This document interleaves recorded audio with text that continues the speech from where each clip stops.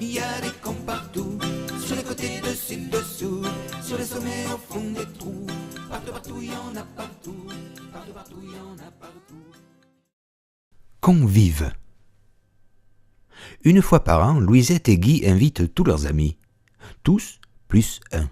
Un inconnu rencontré au hasard, quelqu'un qu'ils trouvent sympathique. Ils appellent ça leur dîner de bon.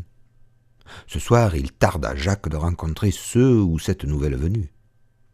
Il appuie sur la sonnette. « C'est moi !»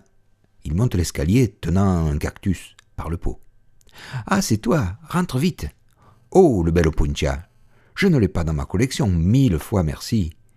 Jacques avance vers le séjour et cherche du regard parmi les convives déjà là le nouveau. Le voilà, ou plutôt la voilà. Belle plante apparemment sans épines. Elle est à l'écoute de Gérard qui doit être en train de l'éblouir par ses exploits d'alpinisme.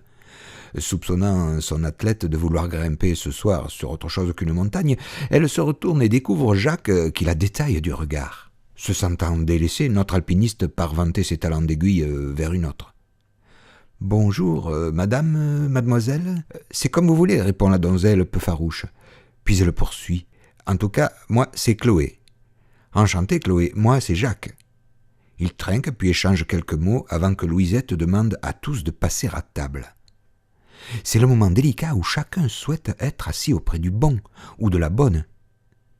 Pour résoudre ce problème épineux, Guy a instauré un règlement, le tirage au sort, et ce soir, le sort sourit à Jacques.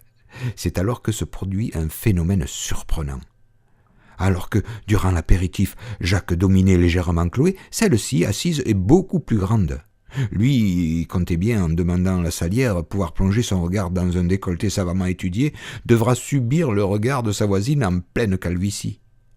Après avoir recoiffé 4 cheveux épars sur sa clairière crânienne, il cherche d'un coup d'œil discret si sa compagne de repas est assise sur un coussin ou si sa chaise est plus haute que la sienne. Quand ?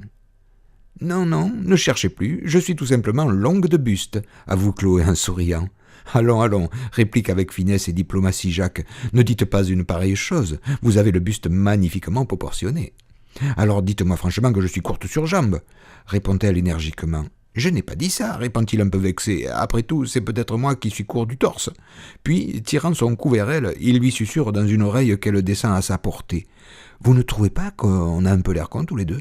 C'est alors qu'elle lui répond cette chose épatante qui va lui faire oublier de demander la salière. « Savez-vous, cher ami, qu'une fois allongé, la différence est minime ? Il faut bien que les convives, des nuits qui ne manquent pas de sel. »